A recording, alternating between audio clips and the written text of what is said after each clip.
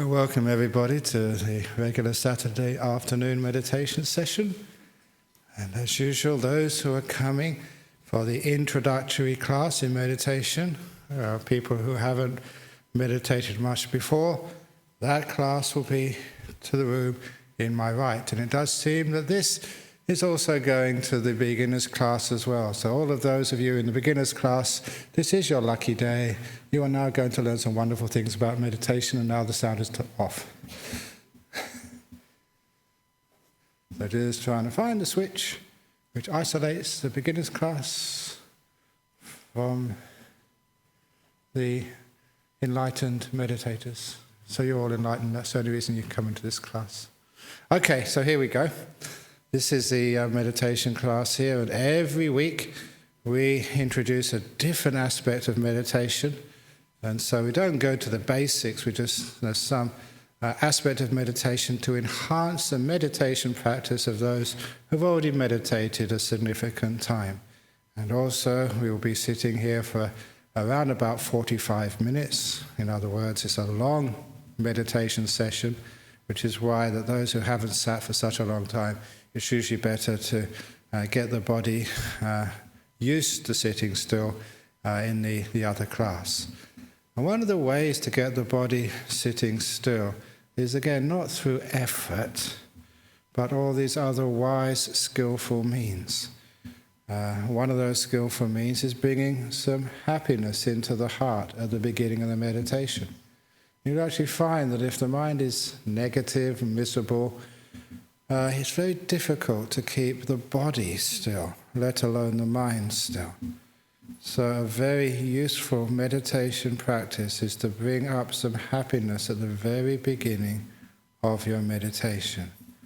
And one way of doing that is to remember all the goodness you have done, all the kindness, bring up all the memory of your good karma. This is one of the Buddha's own pieces of advice.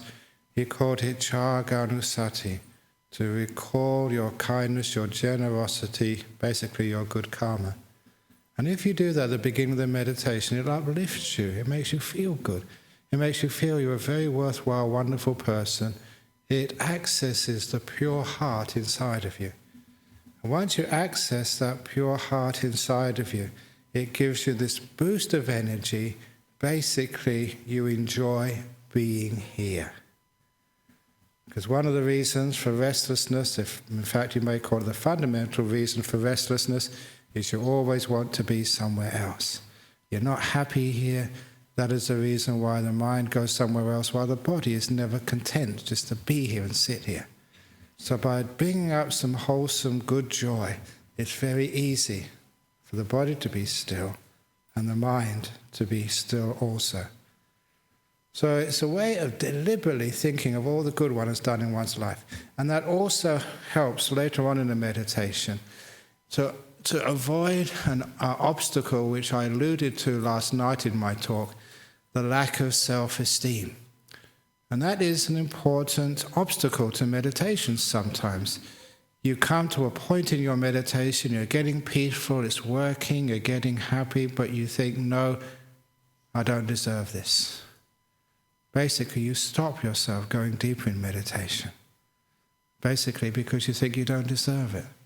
Especially in our Western societies, people receive so much criticism, so much fault-finding. There's very few people who really feel they're worthwhile. And because of that, when you get some of the great benefits of meditation, the great payoffs from meditation, often we think, no, that's too much for me. Other people may be, but not me.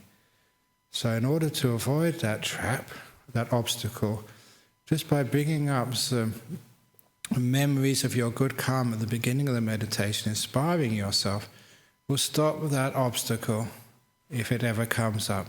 You realize, yes, I do deserve to be peaceful. I do allow myself to be happy. It's all right to be still. And that boost of energy and confidence actually works. It's also a very wholesome energy, which is not the sort of the happiness which excites you, but a happiness which settles you down. Yes, you've done a good job. Yes, you've had a good year.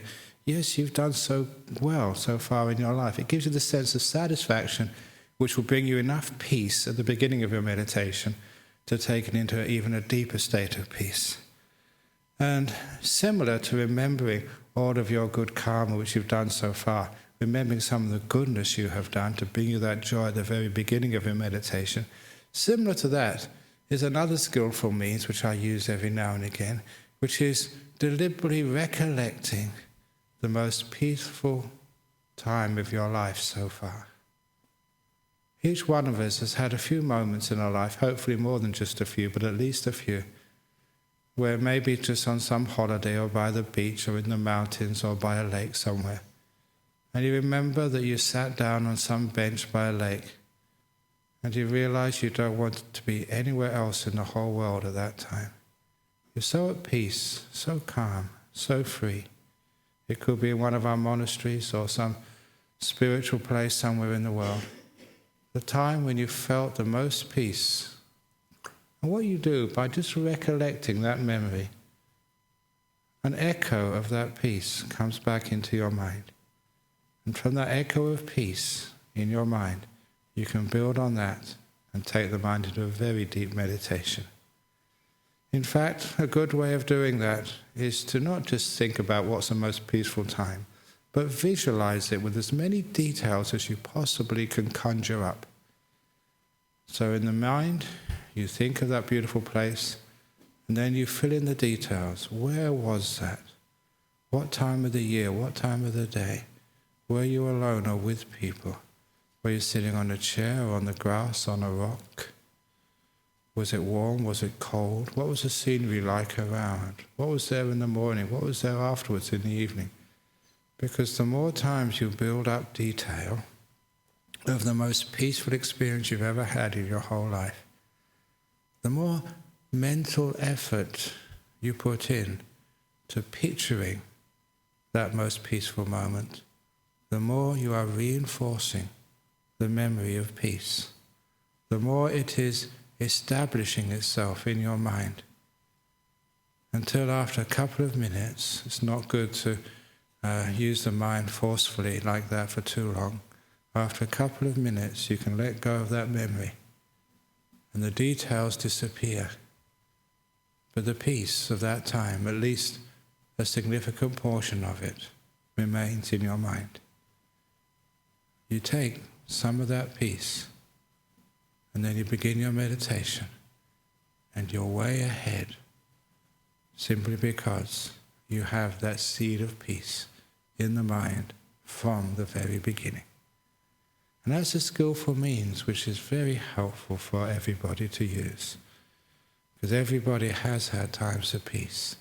And it just instructs the mind what this peace actually feels like and what it is. And once you understand what the goal is, this peace, this stillness, this calm, it makes it very clear to you what the path to such a destination must be. You cannot get to a state of peace by fighting, by struggling with any form of negativity. So if you remember that time when you were the most peaceful, you'll find it's a time when you just let go of everything. Your life wasn't perfect. You still had many duties and jobs to do. But for that time of perfect peace, you totally forgot about all the plans of the future and all the problems of your past. You really were on holiday from time. And at that time when you were the most peaceful you've ever been, you realized that yes, the path was a very deep letting go. And it worked. This is what happens when you let go of craving and struggling and anger and fighting. You just let things be. You just merge in this moment. And you also notice at such times that you're probably very, very silent. The reason why you weren't thinking, why you were silent, because you're enjoying this moment so much.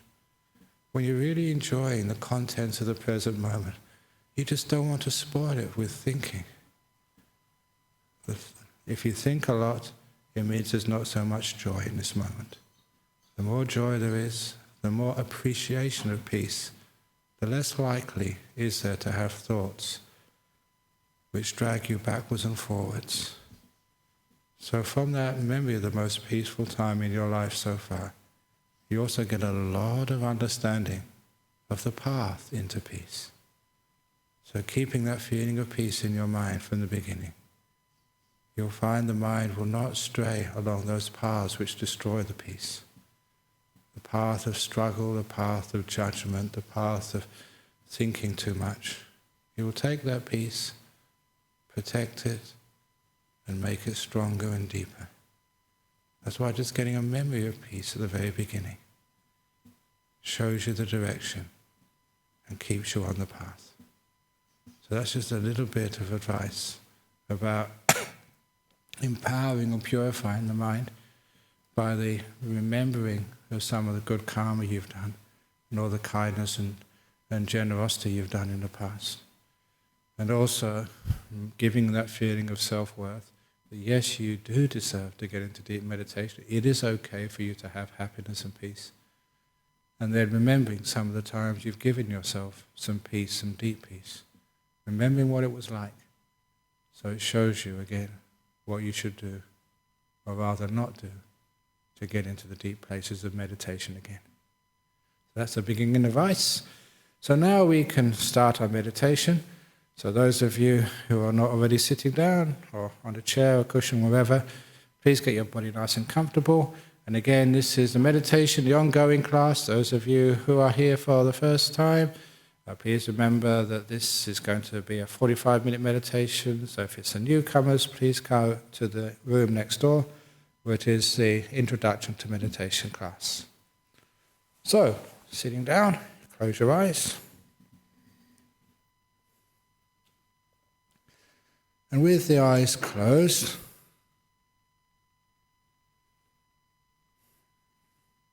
first of all, just bring the attention to the body. No matter what you're going to do, the body has to be looked at first of all. It's your vehicle. Before you go on any journey to any destination, you have to check your car, your vehicle. So you make sure the body is comfortable.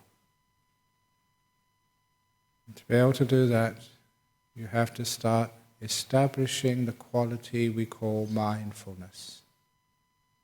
This awareness focused on one part of the world. And this is focused on your body and the bodily feelings. When you focus on the body, excluding everything else, because you literally have more space in your brain to deal with the sensations of the body, you can see them more clearly. When you see them more clearly, you'll be able to understand that some of these sensations in the body are telling you you're in an uncomfortable posture, that you should move. So move. Adjust the body.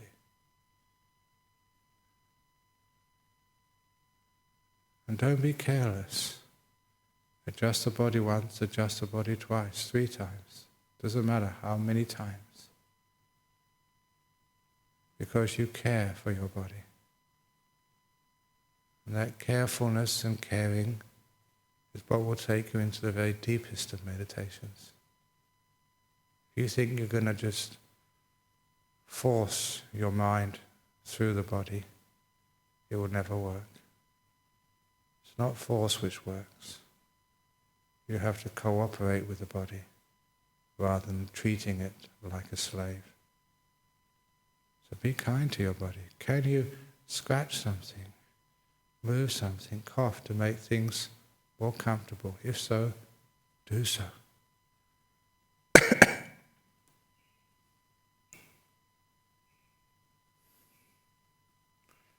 As I say, that sometimes when you've paid attention to your bodily feelings and everything you can do with your posture has been done, there always remains those tummy aches, those headaches, those irritations deep inside, which you cannot lessen just through movement. Instead, you lessen their irritation by focusing on them and giving them kindness. You learn how to relax the inner parts of your body. The mindfulness that will show you those feelings changing. Mindfulness gives you feedback. And you'll discover, if you are looking at those irritations, aches and pains with compassion, then the irritability lessens. You recognize that as relaxation, easing off. And you'll find, you'll have the insight from the feedback which mindfulness gives you, that kindness, compassion is the key to relaxing the inner parts of your body.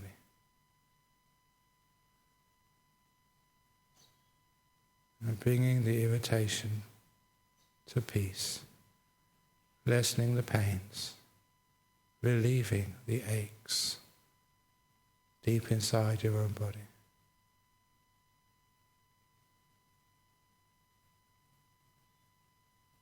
You can't do it just in a few seconds. Sometimes it takes minutes, but it's worthwhile. Mindful of your body sensations, being kind to them, and seeing how relaxed your body can become.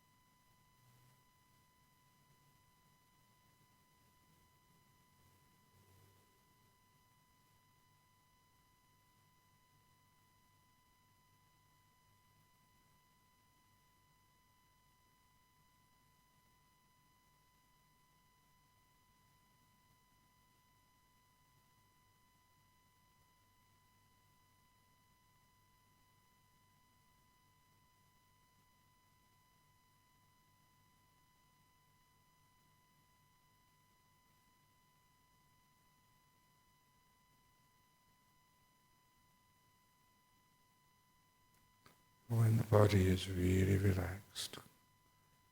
And if you want to do that recollection of the most peaceful time of your life so far, where was it? What were you doing? What was the weather like? Was it outside or inside? Was it warm or cold? What time of the day? With other people around? Trees, grass, mountains? Keep filling in the details. The most peaceful time in your whole life so far.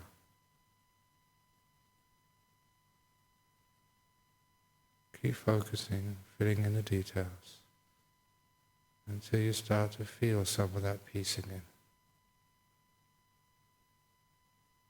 The mind remembers this beautiful sense of just not wanting to be anywhere else. It's perfectly content, at peace with yourself and the whole world, if only for a few minutes.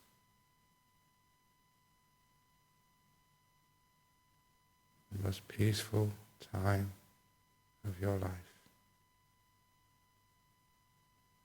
If you're inside, what was on the walls? What was on the floor? What could you see? Or did you have your eyes closed?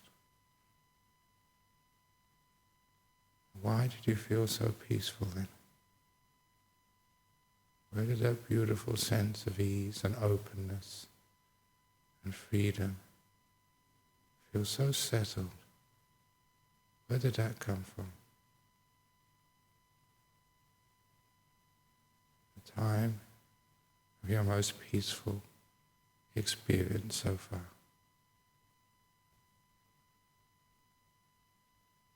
And how beautiful that was.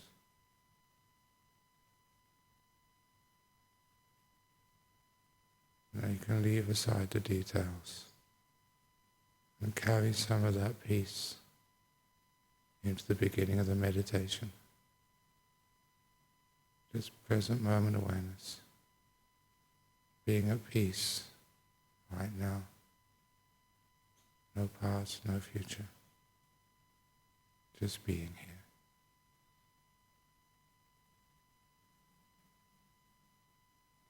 Enjoying the peace of now.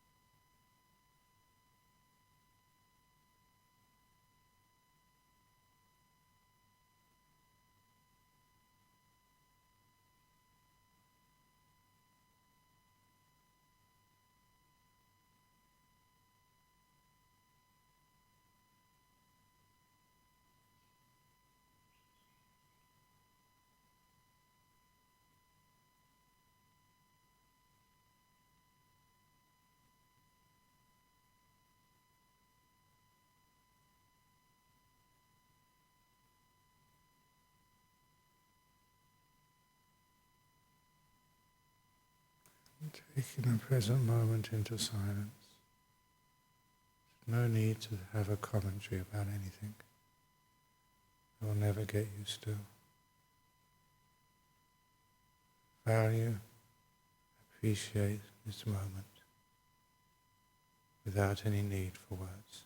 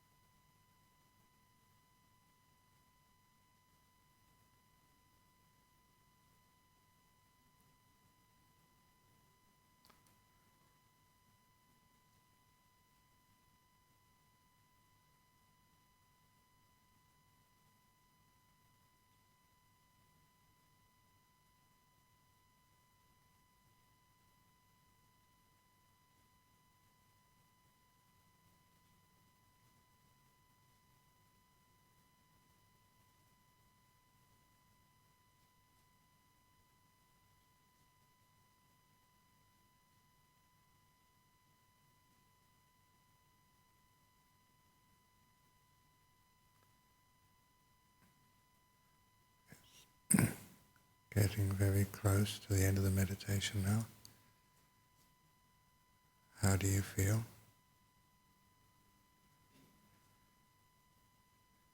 How is your mind developed? How much more peace, sense of contentment, and sense of freedom do you feel? And why? What path did you come along to reach here?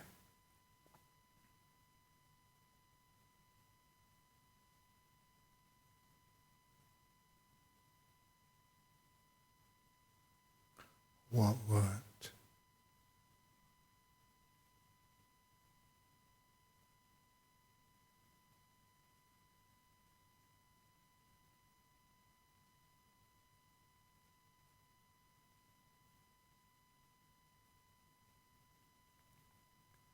I will now ring the gong 3 times as usual.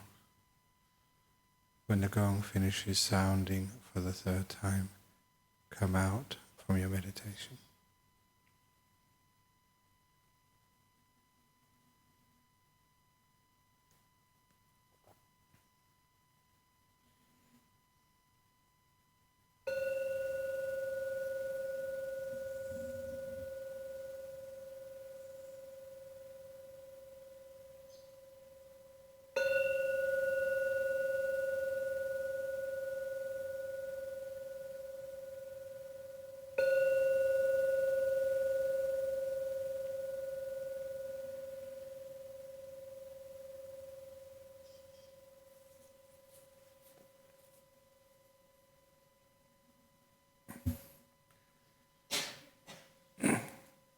Very good. Okay. So now I have a few questions, and as you now know that this class is streamed live over the world, we always get a few questions. And today's questions actually come from Europe. Veselin from Bulgaria, and Nelu from Romania. So the first one from Bulgaria: how to overcome the overwhelming habit of constantly thinking and rethinking about one's life, the dialogues in one's mind, which makes meditation almost impossible. The thoughts which come in your mind, the only reason why they continue is because you give them value, because you've convinced yourself they're important and they're going to solve important problems in your life. But when you stand back and examine all the thoughts you've ever had in your life, how many of them have truly worked and fulfilled their promise of solving your difficulties and problems? And how many of those trains of thoughts have just led to other thoughts and more thoughts? They haven't solved problems, they made more problems. It's one of the reasons why the Buddha said that we look upon thoughts not as our friends, but as something which obstructs the clarity of our mind. And when we're still, that's when we see more. That's when we understand more. A simile, which is a very common simile which I use for meditation, is a simile of the lake. If there are waves or ripples on the surface of the lake in the forest, it does not reflect the full moon and the stars above.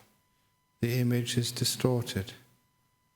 But if the lake is perfectly still, we call it glassy still, then the reflection of the moon and stars is perfect, because there's not a ripple on the surface of the lake. And that simile is about your mind. If there's a ripple of thoughts in your mind, it can never reflect the truth of things. You always get distorted images of life and yourself and your problems. When your mind is perfectly still, then it has a perfect reflection, which you can trust. To show I don't make these things up myself, That is the Buddha's teaching of samadhi paccaya yathabhutayana dasana. From stillness, the mind can see things as they truly are. When it's thinking, the mind isn't still. And what you think is true is distorted truth. So the overwhelming habit of constantly thinking is overcome, first of all, by taking away the value of that thinking process and valuing stillness much more. And it is not constant thought. For those of you who've listened to me before, and if any of you ever teach meditation to your friends, there is this very skillful teacher's trick to show that people are not constantly thinking. You have many moments of awareness with silence. And to prove it, we do this little exercise where I ask the audience, as I hope you will if you're ever teaching meditation, I ask the audience not just to listen to what I'm saying, but also to listen to the reaction you have in your mind as I'm speaking. Because as I'm speaking, you will begin to notice some spaces between my words. In those gaps between my words, what was going on in your mind? You were silent. You weren't thinking because you never knew when I was going to start speaking again. It's a little trick which we use to make people aware what we mean by silent awareness. You're not constantly thinking. The trouble is we give thoughts so much importance, that's all we notice. It's very similar to when you look around this room. You see people, you see chairs, you see carpet and ceiling, monks, Buddha statue behind. But very few people notice the space in this room, which is far greater in volume than the people and things in this room. The space, what's between you and the next person. So you don't notice thoughts, you notice what's between those thoughts. When one thought finishes, and another thought hasn't arisen yet, there is a silent mind. And that's what that little exercise teaches people how to focus on. So number 2, you actually understand what silence actually is. And it's there very often in people's life. You just don't notice it when you're not thinking. You haven't looked out for the spaces between your thoughts. So that's the second trick of stopping this thinking mind, is seeing it's not constant at all. There are spaces, notice those spaces. And what happens when you start noticing the spaces between thoughts, the silence in the mind? It's not only promising a much wiser appreciation of yourself and the world, it's also incredibly pleasant. Wasn't that nice? No words, the mind being still. So thirdly, the sheer pleasure of stillness is what will stop the mind thinking. And you get into meditation a lot and notice the quiet spaces in your mind. It's such a much more pleasant place to hang out that after a while you only think when you really have to. You think reluctantly. And most of the wisdom of your life will come from the silence, not from the thoughts. That's where you'll get the answers to the problems of life. Not by thinking about them, but by shutting up and seeing. That's where you get so wise. You all know that we're always talking when other people are talking. One person may be talking with their mouth and you're talking inside your head, which is why you never listen, which is why you never understand even the people you live with. You're constantly talking, thinking, never listening, never seeing. If you want to understand life, you've got to listen to her first. Not talk back at her. Listen to life in silence. It's amazing the information you get. Sometimes when people come and ask me questions afterwards, or they have interviews, whenever, sometimes that's what I've trained myself to do. You talk, I listen. And I really mean I'm silent. I'm not thinking inside. And it's amazing what you can pick up when you're totally silent. Some people think it's some psychic powers. I'm reading people's minds. You're not. You're telling me I'm just quiet enough to be able to listen. That's where you get wise. So that's actually how to overcome the overwhelming habit of constantly thinking. Some very powerful little tricks there. You keep doing that, and sooner or later you take away the value and importance of thinking. You'll enjoy the peace much more, and sooner or later you'll spend more time in silence. You'll have a much happier life, and you'll be able to solve many more problems. And the next question from Nelu from Romania. You said many times that not the external events disturb you, but you are disturbing them. How could a gentle and peaceful human being disturb the noisy, rude and aggressive world outside? How you disturb it? This world is just noisy and aggressive. That's its nature. It's like when the dog barks. What do you expect of a dog? That's the nature of dogs, to bark. When the crows caw, caw, caw, that's their nature. That's just what crows do. That's the nature of human beings. They're noisy and disturbing. That's our inherent nature. So what we mean by disturbing the external world is the dog barks, woof, woof, woof. And as soon as it stops barking, the barking carries on inside. Stupid dog. Why did they bark? We should get double glazed windows, soundproof the hall. I'll give a donation. I'll collect some money so we can make it silent. Maybe I know someone in some bikie gang. I'll get a contract out on that dog next door.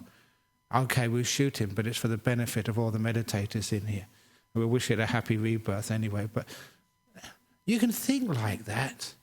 The dog's finished barking a long time ago, but it's still barking in your head.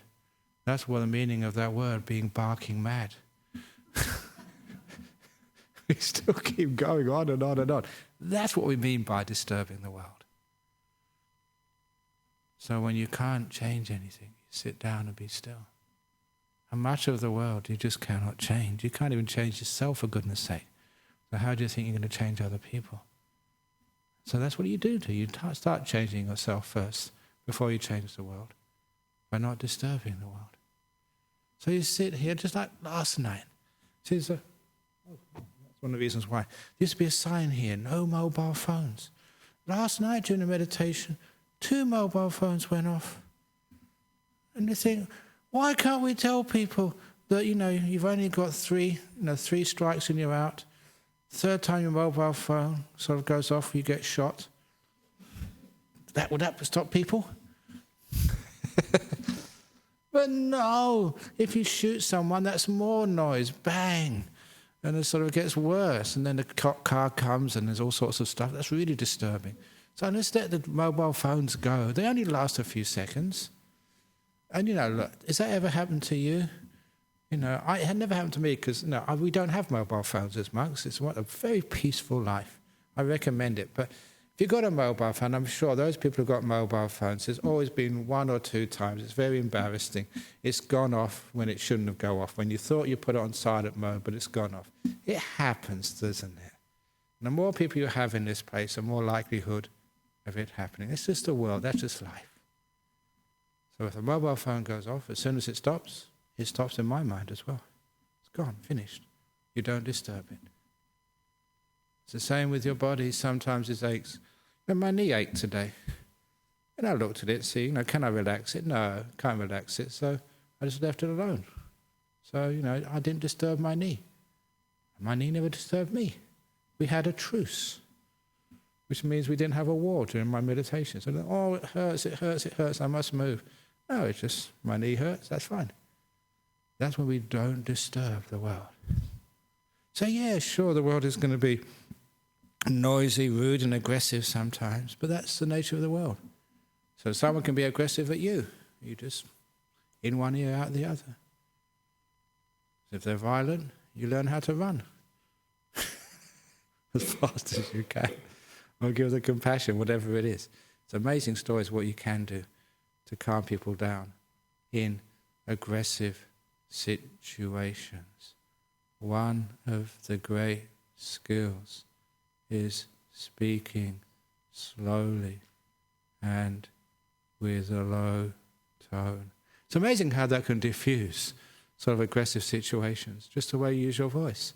Because in an aggressive situation, if you start speaking very fast and very loud and very high-pitched, see what that does to you? So, it's terrible, isn't it? But that's the way you can calm situations. Don't sort of get caught up and speak loudly and stuff with other people with a high pitch. Lower the pitch, speak slowly. It's amazing just how that can diffuse aggressive situations. So that's why you don't disturb it. You leave it alone, and it all settles down. So that's what we mean. And that's only how gentle and peaceful a human being, disturbed and noisy, rude and aggressive, is because sometimes you're not gentle, you're not peaceful. That's why you're disturbed. If you really are gentle and peaceful, you don't disturb the world at all. The dogs next door, they're allowed to bark.